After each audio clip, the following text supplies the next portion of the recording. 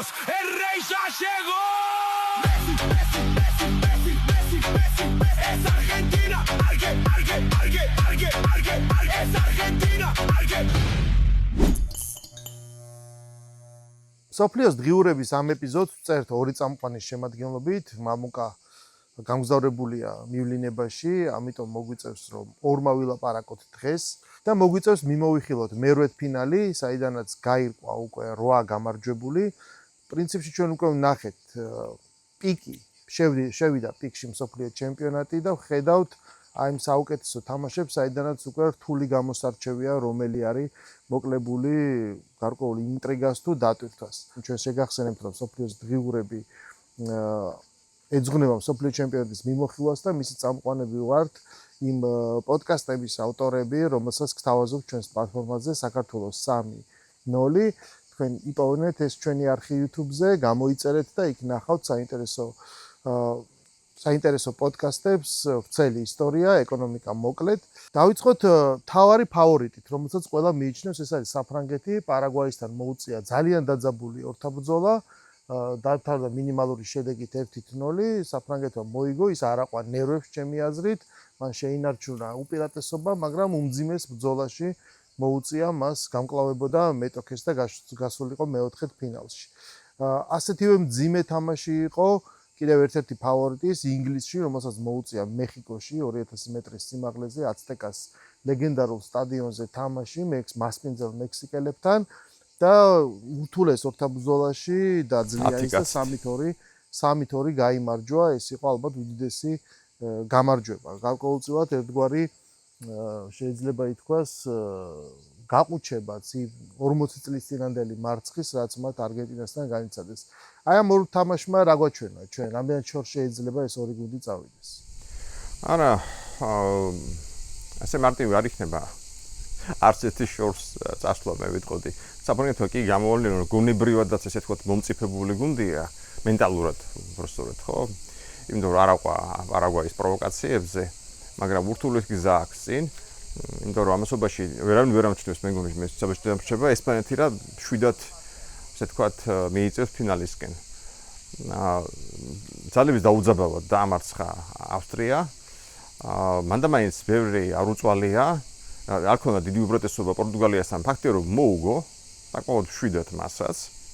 ზემეთი ნერვიულობის გარეშე და გოლი არ გაუშვია საერთოდ. კაპოვერდესთან პირველი თამაში ვერ მოიგო, მაგრამ ახლა 2010 წელს ეს პირველი თამაში წააგო. შვეიცარიასთან და იქაც აი ეს სულ მინიმალური ანგარიშით იგებდა რა, ეს მიდიოდა და 2 წლის წინაც არ შეიმჩნია თუმცა ესპანეთი არავინ გახდა მე ევროპის ჩემპიონი. ეხლა ჩემი აზრით ისე ძლიერი შეტევა არ ყავს როგორც 2 წლის წინ ყავდა ესპანეთს.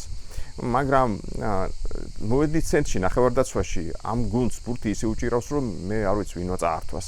რა ფასი უჯდებათ გუნდებს თითოეულ ტურში გასვლა და რამდენად მოქმედებს ეს არის საინტერესო მათ შემდგომ ფორმაზე, ხო, იმიტომ რომ ეს არის დაღლა, ეს არის ტრავმები, ეს არის ბარათები. ბარათებზე მოხდა ალბათ უპრეცედენტო შემთხვევა, ხო, ფეხბურთის ისტორიაში, როდესაც ჩვენ ნახეთ ის თუ რას ნიშნავს ჩემპიონატი ამერიკაში და მთავარი სკანდალი. თუ რას ნიშნავს ტრამპი? ხო, თუ 32 წლის წინ მთავარი მოვლენა ის იყო, რომ გააგდეს მარადონა ჩემპიონატიდან, რაღაცა გაციების წამალი, როგორც დაერქვა შემდეგ ამ სკანდალის გამო და უბრალოდ დატოვეს, მოკლეს ეს ჩემპიონატი. ეხლა ძალიან რთულია ვინმე ახალ თაობას ახსოვდეს ეს ჩემპიონატი, რაიმე ღირსშესანიშნავი, ან რომელიმე თუნდაც პატარა ბრაზილიის გულშემატკივრმა იცოდეს ვინ იყო რომარიო და ბებეტო, ხო? იმ დროი 32 წლის წინ. და ეს მთავარი შოუც მოკლეს. არგენტინის მთავარი მოტივატორი სწორედ ეს არის, რომ ჩვენ მაშინ გავძარცვეს და ჩვენ ეხლა ეს სამართლიანობა აი ამ გუნდმა უნდა აღადგინოს. მაგრამ ეხლანდელი მთავარი სკანდალი იყო სწორედ ეს, ანუ უპრეცედენტო ჩარევა უკვე ისევ გააუქმებინეს პრაქტიკულად წითელი ბარათი FIFA-ს, ამას მოყვა ევროპის დემარში, UEFA-ს დემარში, სხვა ინსტიტუციების დემარში, როგორ შეიძლება და ჩვენ აქ ხედავთ სწორედ აი ამ წესებზე დაფუძნებული სამყაროს რყევას და ცვლილებას, ხო, რომელიც უკვე სპორტში გადავიდა, ისე როგორც ეს ყველაფერში გადავიდა და შეუძლებელია არ გადასულიყო სპორტში. მართლა ამას დაჭირდა უპრეცედენტო ესეთი ჩარევა, ზემოქმედება, ტრაპს როგორც ჩვევია ეს დაუფარავად თქვა რომ აბარა და საერთოდ იყო კომიკური ეს ეპიზოდი, იმიტომ რომ მან თქვა რომ მე შევხედე და საერთოდ ვერაფერი დარღვევა ვერ ვნახე. ანუ მან შეითავსა უზენაესი ქურუმის როლი. ხო, გაარჩია ეპიზოდი, მიიღო ვერდიქტი, უკან დააბრუნა გადაწყვეტილება, ანუ ყველანაირად ჩაერია, მაგრამ შემდეგ აი მისმა პროტეჟე გუნდმა წააგო ბელგიასთან 4-1.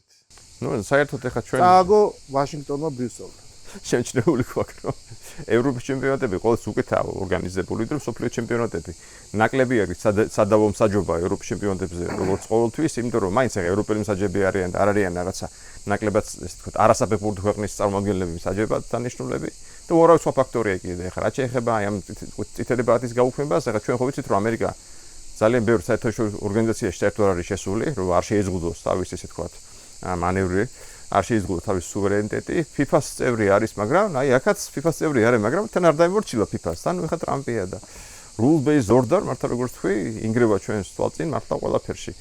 და ნუ ეს პრეცედენტი ხო, ეს ხო პრეცედენტი არ იქნება უნიკალური შემთხვევა. ახლა ერთხელ მოხდა, ალბათ მერე კიდევ შეიძლება მოხდეს და ამას რა გამოასწოროს ესე მარტივად მე მართლა გითხრა არ ვიცი, იმიტომ რომ ყველას ექნება აწი უფლება რომ მოითხოვოს წითელი ბარათის გაუქმება. ხო, უბრალოდ ყველას შეიძლება ქონდეს უფლება, მაგრამ ყველას არ ექნება ძალა, იმიტომ რომ ამ უფლებას სჭირდება საკუთარი ძალაც.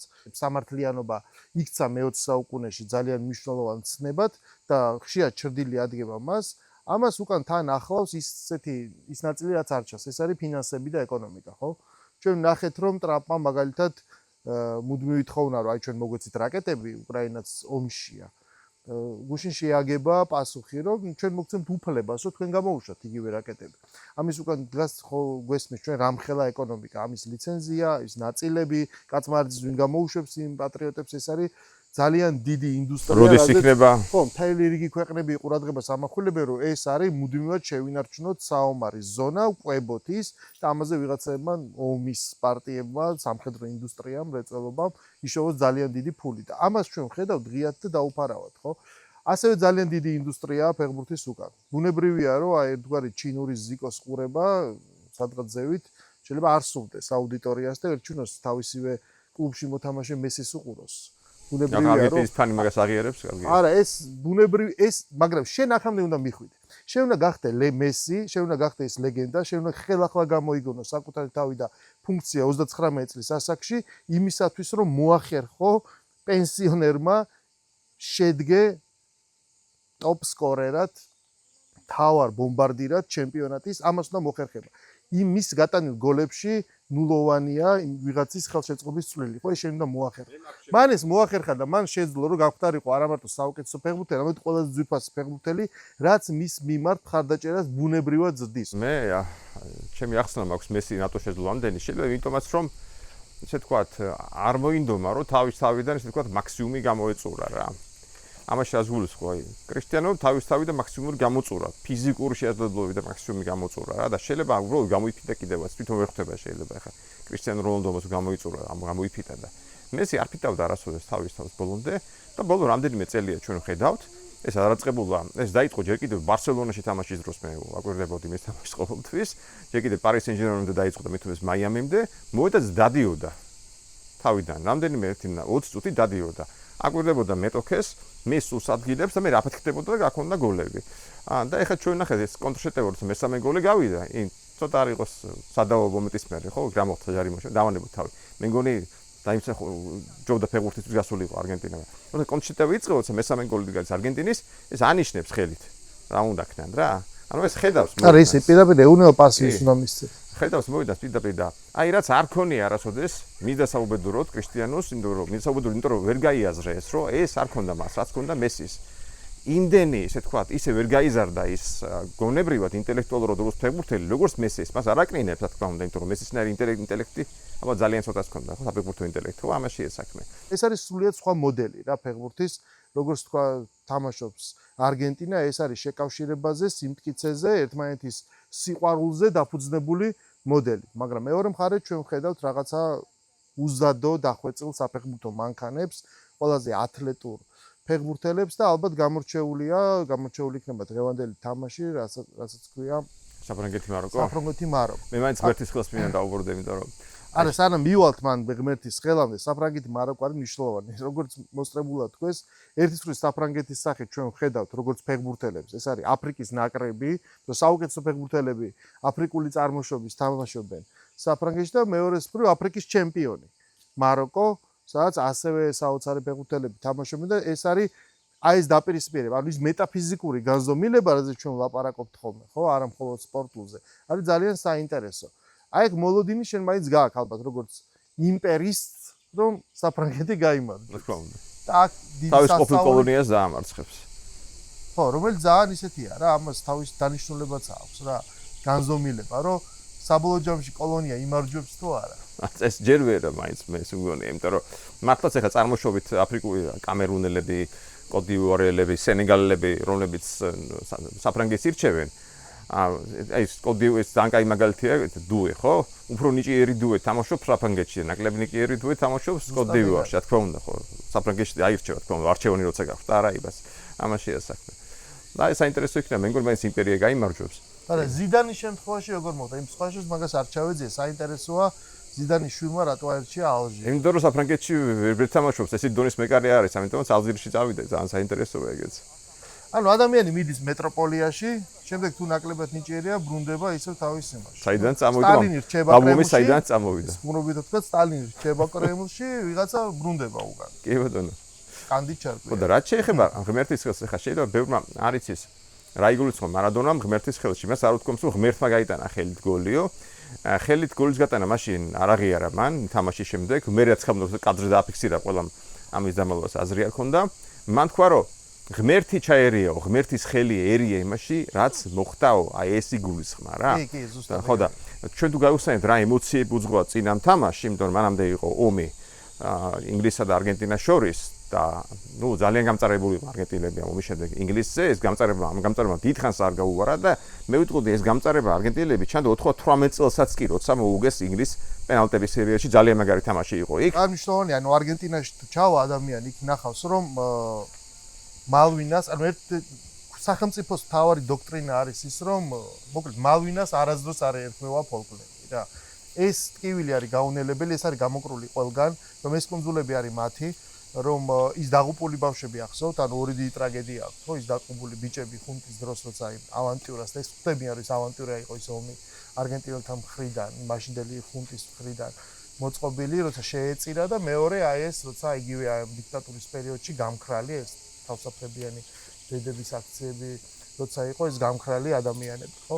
ეს მათ ყველაფერი ძალიან კარგად ახსოვდა, ამიტომ 86 წელს, როცა ეს ყველაფერი ცხელი იყო, მათ იციან, რომ ინგლისის მაგიტო გაქრდა დიეგო ღმერთი.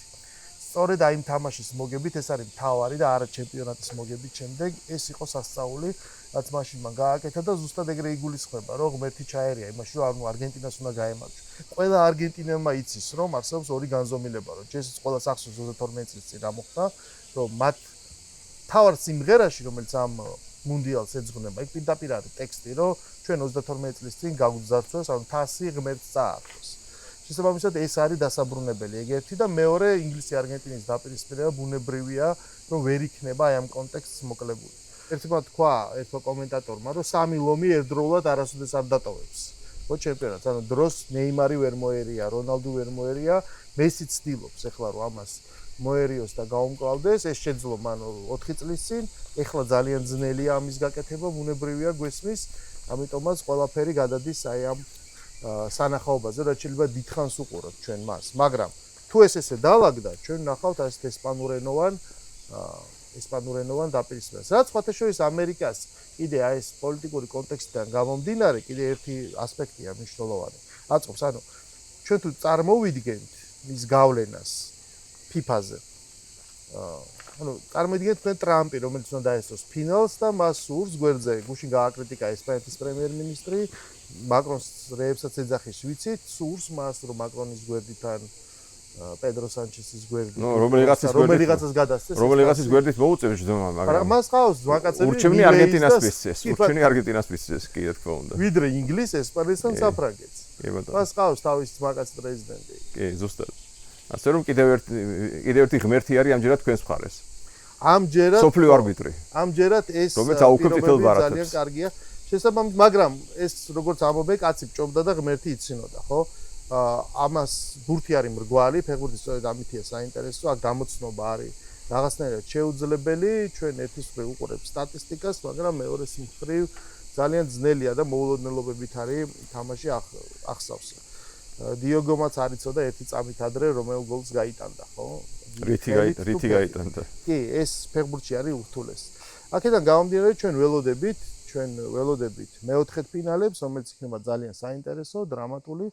გამოიწერეთ ჩვენი არხი, თვალი ადევნეთ ჩვენს პოდკასტს, ჩვენ დაგიბრუნდებით მომავალ შეხვედრამდე.